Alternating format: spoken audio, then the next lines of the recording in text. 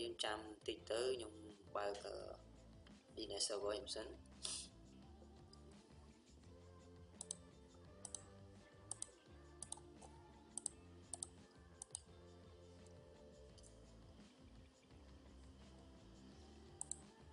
ឥឡូវ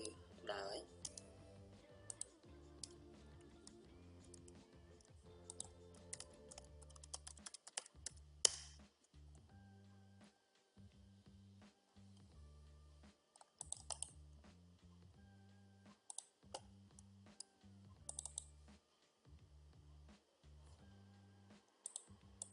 អូខេអញ្ចឹងការវីដេអូមុនខ្ញុំបានបង្កើត domain មួយដែលមានឈ្មោះថា testing.com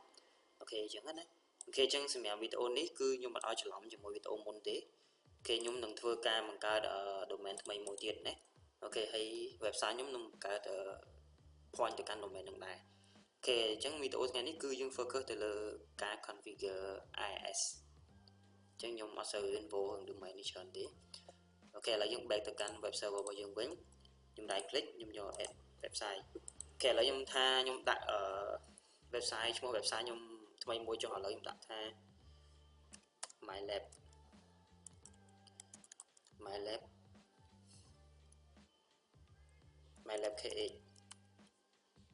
kh.com ណា mylabkh.com អញ្ចឹងទៅបន្តមកទៀតកន្លែងនេះគឺជាកន្លែងដែលយើង point ទៅកាន់ directory ដែលយើង store website របស់យើងណាគេអញ្ចឹងជា default គឺវា store នៅក្នុង drive C ហើយ internet pub ហើយ www គេនេះគឺជាកន្លែងដែលវា store web សម្រាប់យើង upload ដល់ website របស់យើងណាអូខេកន្លែងនេះខ្ញុំលុបវាចោលទៅខ្ញុំបង្កើត website ថ្មីអូខេអញ្ចឹងឥឡូវខ្ញុំ point មកកាន់ physical path របស់វាកន្លែងខ្ញុំសូមមិញនេះកន្លែង internet pub នេះអូខេអញ្ចឹងកន្លែងនេះយើងដាក់ឈ្មោះ website របស់យើងកន្លែងនេះគេឲ្យ example ណា www.gotozo.com អញ្ចឹងទៅឬមួយ marketing subdomain អីផ្សេងទាំងអស់គ្នាដែរណាឥឡូវឧទាហរណ៍ដាក់ថានេះ mylabkh.com អញ្ចឹងទៅអូខេអូខេឥឡូវខ្ញុំបង្កើតបាននេះ website មួយដែលមានឈ្មោះថា mylabkh.com ណា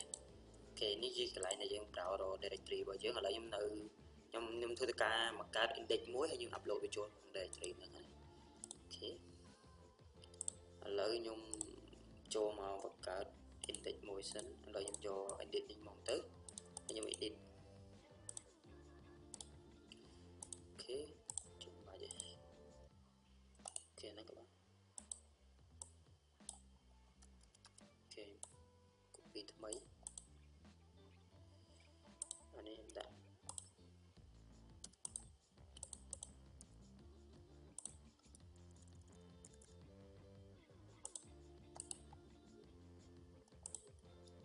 អូខេឥឡូវមួយនឹងចោលឥឡូវខ្ញុំដាក់ថា hello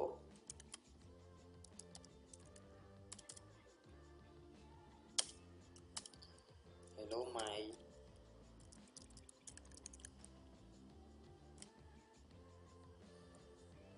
okay hello my lab kh.com ដាក់អញ្ចឹងណាអូខេអញ្ចឹងខ្ញុំសរសេរតាមបន្ទាត់នោះបានហើយព្រោះដោយសារនេះគ្រាន់តែជា testing ហើយជានិច្ចការអ្នកនរគ្នាមាន website ផ្សេងហ្នឹងទៅនេះគ្រាន់តែសរសេរ HTML file មកបន្ទាត់ទេ hello my lab kh.com អូខេ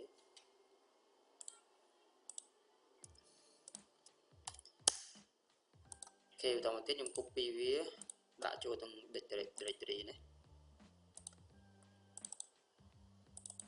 អូខេផាអូខេអញ្ចឹងខ្ញុំទៅបង្កើត record មួយដែល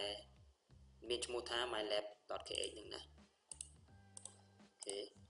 នេះអូខេអញ្ចឹង mylab kh.com អូខេឥឡូវខ្ញុំចូលមកកាន់ DNS អូខេអញ្ចឹងខ្ញុំបង្កើត zone មួយទៀតអូខេអញ្ចឹងដាក់ថា mylab kh .com ok chân như mình dùng một tiết đấy mylab.com ok tao mà tiết nhưng mà card e record một tiết đã thả www dot ok đi www.mylabka.com point một cánh IP bao web server vào dưới này rồi mối ok đi web server vào dưới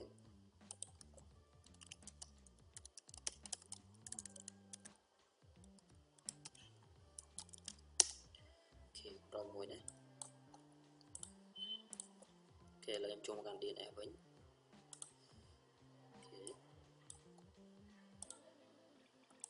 rồi ok chẳng như một cái record mỗiដែលមានឈ្មោះថានេះ www.mylab.ka.com ឲ្យ point មកកាន់ IP របស់ web server អញ្ចឹងការងារនៅលើ DNS តែប៉ុណ្្នឹងទេហើយកន្លែងនេះវានឹង auto បង្កើត record មួយទៀត pointer record មួយទៀតនេះ point មកកាន់ IP ដដែលអូខេអញ្ចឹងតកតងជាមួយនឹង record មានថាយើងអាចបង្កើតឈ្មោះច្រើនហើយ point មកកាន់ IP តែមួយណាអូខេអញ្ចឹងមិនថាឧទាហរណ៍ឥឡូវខ្ញុំមានdomain ច្រើនអញ្ចឹងខ្ញុំអាច point មកកាន់ web server តែមួយក៏បានដែរអូខេឥឡូវបន្ទាប់ពីខ្ញុំកើតរួចរាល់ហើយខ្ញុំចូលមក NA lookup នេះមួយសិនតើវាស្គាល់អត់អូខេ float DNS មួយសិនឥឡូវខ្ញុំកំពុងចូលនៅលើ DNS server ណាអូខេខ្ញុំ float វា float DNS lookup mylab www.mylab.ka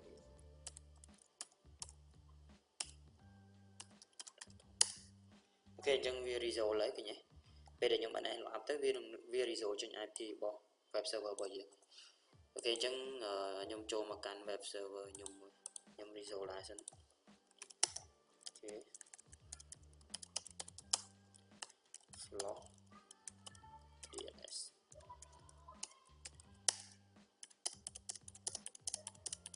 ok ada lookup mylab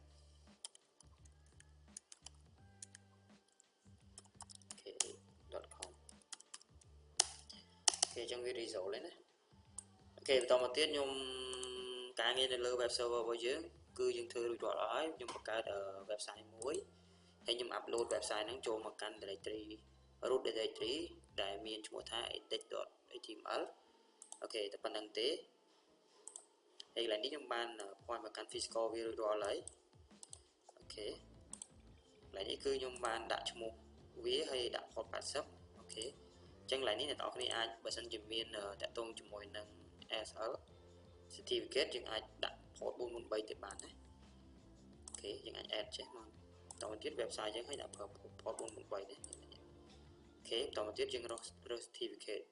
select certificate upload ចឹងទៅដើម្បីឲ្យវាត្រាស់អូខេអញ្ចឹងកន្លែងនេះការងារនៅលើIIS រួចរាល់ហើយខ្ញុំចូលមកកាន់ Windows client វិញម្ដងខ្ញុំធ្វើការបើកវាហើយខ្ញុំធ្វើការ testing លើ browser ដើម្បី request ទៅកាន់ web server របស់យើងតើវា respect back នៅ HTML ដែលខ្ញុំបានបង្កើតអត់ក៏ដូចជា website ដែលមានតែខ្ញុំសរសេរនៅលើនឹងដាក់ថា hello mylabka.com អូខេឥឡូវយើងបើក Windows server Windows client ដូចរាល់ហើយអូខេឥឡូវខ្ញុំចូលមកកាន់ browser ចូលមួយណាក៏បានឥឡូវខ្ញុំចូល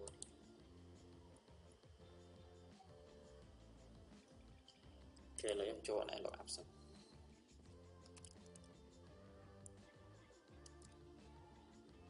là dân phong là show nên lơ Windows lại nữa Windows 10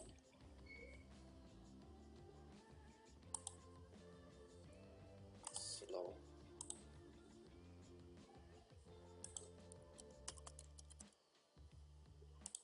tăng bao trình nó trình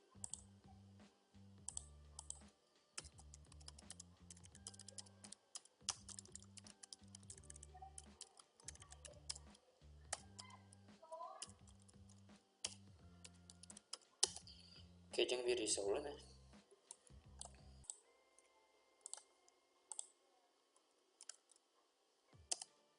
ok này score này my lab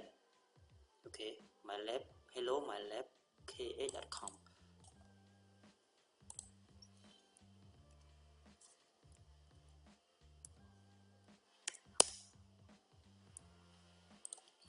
nhung IP config slash flow DNS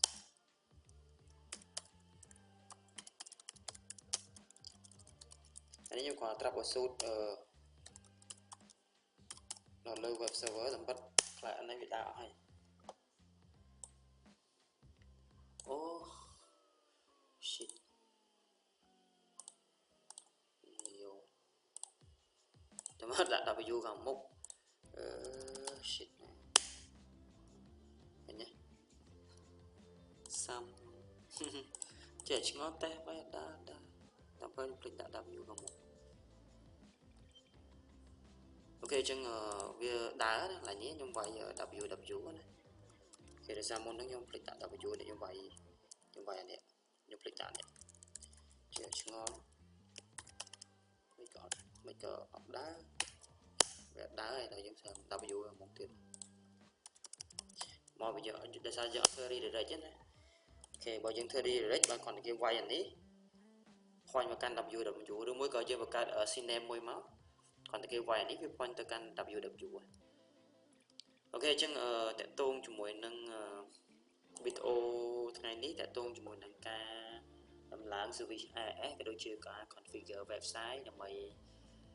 ai giờ sẽ bị client được khỏe máu ở lối video hỏi ok chân nhung xung và chọc ở trong lãng lab chân complete your like comment cái đôi chiều subscribe lên channel nhung phó để mày tụ bạn ở video tụi đấy ok chân xung ở con tràn ok chân ở đây để nhung thường muốn nâng để xa ta vì error để xa ta nhưng mà bạn mơ cả lại làm dù này chẳng dùng khi dùng tập số vía nó về đằng mình bàn hai cắt lại nó dùng khi dùng file issue về tới ok chẳng cái này dùng file issue cái này chớn dùng mình experience cái này chớn một cả đó sẽ bàn hai ok chẳng sẽ mẹ bị tụt ngay nếu nhung xong và chọc trong đằng ấy ok chẳng xong một con tràn